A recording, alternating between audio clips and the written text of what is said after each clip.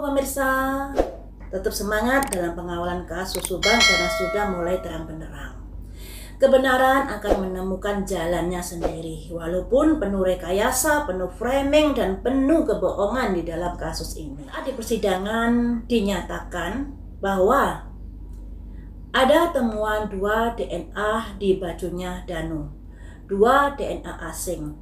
Asing ini berarti belum pernah diperiksa orang-orang yang terkait dengan 2 DNA itu. Jadi 2 DNA ini bukan milik Pak Yosep, Mimin, Bu Mimin, Arigi, dan Arti, tapi milik orang lain. Nah, baju ini didapat ketika pihak penyidik menggeledah rumahnya Danu. Tentunya sekarang tinggal Danu harus bisa menjelaskan DNA itu milik siapa.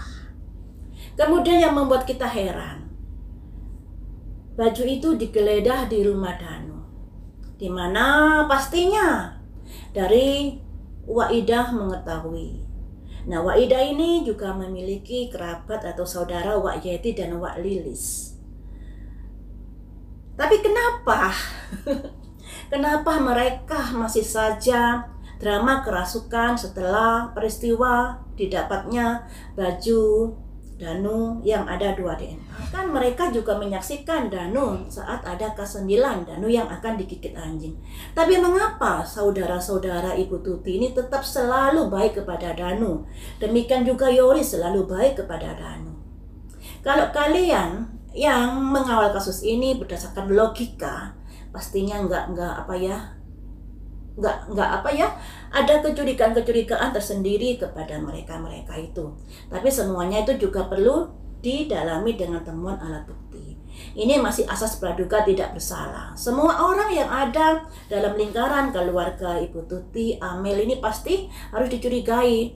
Baik dari keluarga Pak Yosep dengan istri muda, dari keluarga kakak-kakak Ibu Tuti, dari keluarga Yoris, semuanya harus dicurigai. Karena pernyataan Ibu Sumarni bahwa pelakunya adalah orang yang dikenal, orang dekat. Sebab rumahnya tidak ada pengusahaan di pintunya. Kemudian saat saya melihat tayangan Mbak Suci Misteri kemarin saat membahas adanya 3 DNA asing yang ada di karpet mobil, juga bajunya Danu, ada yang komen, salah satu DNA itu milik NS. Nah, NS, apakah begitu? Saya sendiri juga nggak tahu kabar-kabar berseliweran non jauh di sana, non jauh di Subang, karena rumah saya di Jawa Timur, di Sidoarjo. Saya tahunya dari media massa, media sosial, dan saya selalu mengikuti perkembangan di kasus Subang. Makanya saya heran, NS siapakah ini?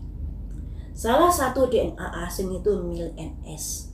Menurut komentar dari seseorang yang sudah berkomentar di live-nya Mbak Suci Misteri saat membahas 3 DNA asing.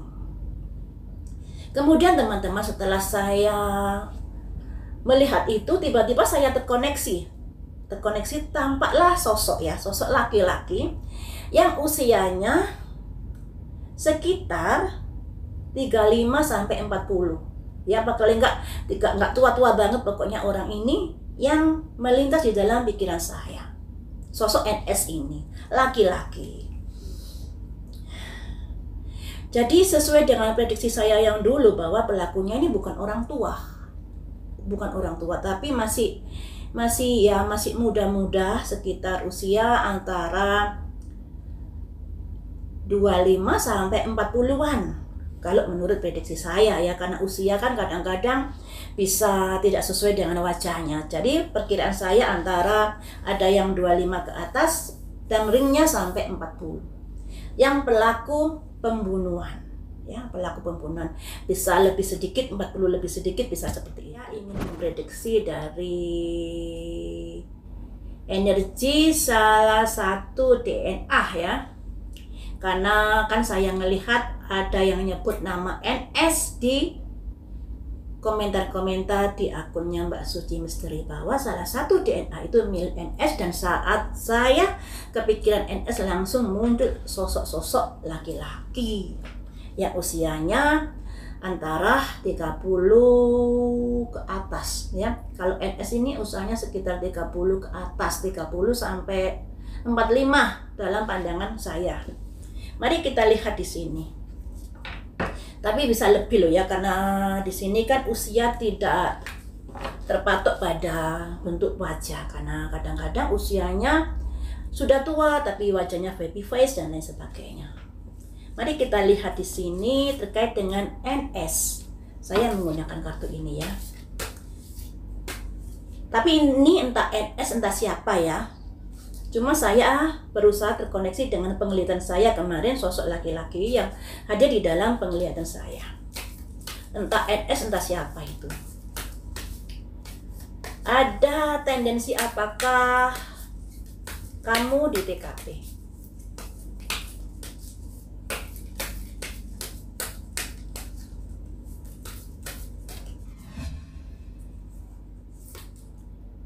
Despair. Ada keputusasaan di sini. Kenapa kamu putus asa di sini?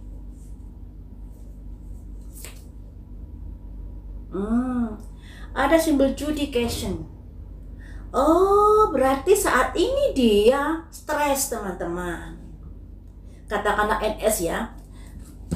NS ini stres saat ini, ada despair, putus asa, stres karena masuk ranah pengadilan. Dia pikir kasus ini tidak akan terungkap. Tapi sekarang sudah di judication ya, masuk ke ranah pengadilan. Jadi memang ada kaitannya dengan sosok yang melintas di dalam pikiran saya, ya, hadir di dalam pandangan saya. Apa yang sudah kamu lakukan di TKP malam itu? Uang, income. Jadi katakanlah NS ya. Jadi NS ini, entah NS entah siapa, pokoknya yang hadir di dalam penglihatan saya, NS ini datang ke TKP ada kaitannya dengan uang,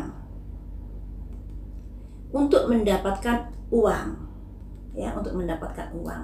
Jadi di sini ada simbol tangannya orang kaya, kemudian tangannya orang yang membutuhkan uang. Jadi NS ini ke rumah TKP karena dia perlu uang. Anggapan NS ini, Ibu Tuti dan Amel ini adalah sosok orang yang kaya raya. Anggapannya seperti itu. Untuk apa? Untuk merubah, untuk sebuah perubahan. Proses perubahan, ada simbol gedung-gedung, juga ada simbol mobil.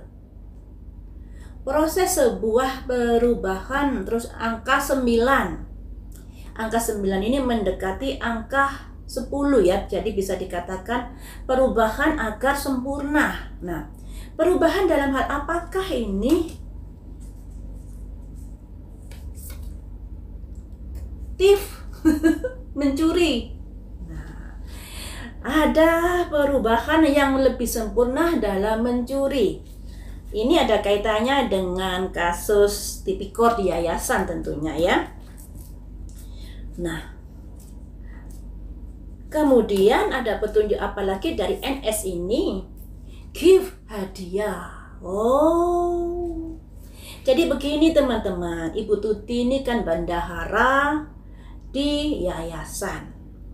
Terus Amel ini dipakai atas nama di rekening yayasan. Jadi orang itu datang ke rumah TKP ini lebih ke arah materi, harta, minta uang untuk sebuah perubahan. Nah, di sini juga ada simbol pencuri, di mana pencuri ini juga meminta hadiah. Jadi mungkin orang yang datang ini sudah mengetahui kalau di Yayasan Bina Prestasi ada kasus tipikor, ya, ada kasus tipikor, dan dia merasa memiliki hak untuk meminta uang itu untuk melakukan sebuah perubahan di sini.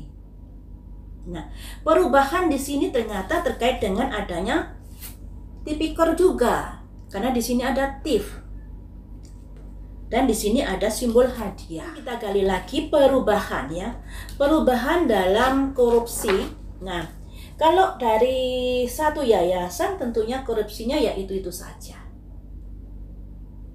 Apakah di sini akan ada perubahan-perubahan lain? Karena di sini ada simbol change, ada simbol gedung, juga ada simbol mobil. Sebuah perubahan. Apakah NS ini ingin melakukan perubahan di yayasan Ibu Tuti dan Amel untuk lebih sempurna mencurinya atau melakukan korupsi tipikornya? Ataukah ada hal yang lainnya? Mari kita lihat di sini ya. Perubahan ini lebih ke arah untuk apa?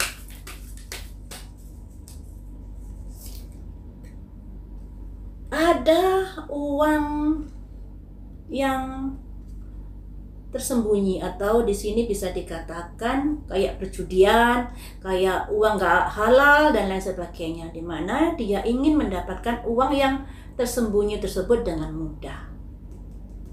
Ingin mendapatkan uang dengan mudah. Intinya uang-uang di sini. Selanjutnya ada pembisik. Ternyata NS ini juga ada yang membisik. Berarti pelakunya bukan NS dan Danu saja. Nah, pelakunya bukan NS dan Danu saja. Karena ternyata NS ini ada yang membisiki. NS bergaul dengan orang yang salah, bertemu dengan orang yang salah. Membisiki untuk apa? Oh, masuk penjara. Jadi di sini orang yang terhubung dengan NS ini mempengaruhi untuk melakukan hal itu, yang pada akhirnya dia nanti bisa berpotensi ke proses hukum juga NS ini. Jika memang DNA-nya milik NS ya. Motif dari peristiwa ini lebih ke arah motif materi, karena ingin ingin mengembangkan lagi dari yayasan tersebut agar dia bisa leluasa untuk menggarong duit rakyat, lebih sempurna lagi untuk menggarong duit rakyat dengan mudah. Ya, dengan mudah. Dan di sini NS tidak bekerja sendiri, ternyata NS terhubung dengan orang pembisik di sini yang mempengaruhi untuk melakukan hal itu. Kita gali lagi di sini menggunakan kartu yang lainnya ya. Saya penasaran dengan perubahan ini. Perubahan ini, Ibu Tuti kan memiliki satu yayasan. Nah, kenapa orang ini ingin bisa lebih sempurna dalam mencuri uang? Apakah NS ingin mengembangkan yayasan baru agar lebih memiliki korupsi yang lebih banyak lagi? Ini juga keluar expansion, adanya perpindahan, adanya perluasan. Jadi kecurigaan saya tadi ada benarnya juga. Karena ada perubahan agar bisa mendapatkan uang lebih banyak lagi. Oh, jadi gini teman. Jadi gini. NS dan teman-temannya ini minta uang Ibu Tuti sebagai modal untuk mendirikan yayasan baru. Mungkin seperti itu. Ini masih prediksi loh ya. Masih prediksi. Cuman di sini di energinya ini ada perpindahan, ada perluasan yang ada kaitannya dengan untuk mendapatkan uang lebih banyak lagi. Makanya di sini ada simbol tif, mencuri uang dengan apa ya? Dengan wadah yayasan kayak begitu. Kemudian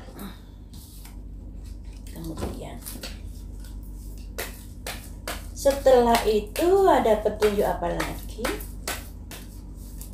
Apakah pada akhirnya Ibu Tuti memberikan uang atau tidak? Enlightenment. Jadi di sini Ibu Tuti masih berusaha untuk tidak memberi, karena Ibu Tuti di sini masih apa ya? Kayak dia berjalan di jalan yang seharusnya kayak gitu. Ada enlightenment, ada seorang anak kecil bertanya kepada orang dewasa, dan orang dewasa ini adalah sosok yang seperti pendeta atau sosok orang suci atau sosok yang bisa membuat pencerahan. Jadi ketika NS dan teman-teman ini datang ke TKP, atau bisa juga orang bosnya NS ya, bosnya NS, karena bisa saja NS ini disuruh, tapi ada otaknya di sini. Makanya di sini ketika katakanlah orang itu meminta uang kepada Ibu Tuti masih pikir-pikir di sini. Apakah ini tidak melanggar aturan dan lain sebagainya, karena Ibu Tuti juga memiliki tanggung jawab sebab dia sebagai bendahara yayasan. Ini ya, ternyata kendalanya di situ. Selanjutnya,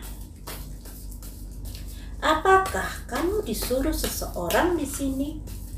Ataukah kamu sendiri yang terlibat di kasus ini? Untuk NS, passion, semangat ada dua orang, satunya orang tua, satunya anak muda, yang artinya mungkin NS ini terhubung dengan seseorang yang di atas dia, mungkin otaknya kah, atau yang memiliki rencana dan lain sebagainya. Jadi NS ini kepanjangan tangan dari orang itu, kepanjangan tangan ternyata. Jadi teman-teman, kasusnya 2 DNA asing atau 3 DNA asing ini, ketika saya gali salah satu DNA-nya yang sesuai dengan penglihatan saya yang hadir, ternyata ada kaitannya dengan upaya-upaya untuk tipikor, ingin meluaskan yayasan atau bisa juga ingin membangun yayasan baru agar dia bisa lebih banyak lagi mendatangkan cuan di sini. Karena di sini ada simbol expansion ya, perluasan, perpindahan seperti itu. Tapi ketika dia minta uang kepada Ibu Tuti, ternyata Ibu Tuti masih pikir-pikir. Ibu Tuti cari aman di sini. Nah, makanya di sini gali dari kasus perluasan yayasan yang pada akhirnya ada kemarahan dari si pelaku sebab Ibu Tuti tidak mau menuruti apa yang dia minta.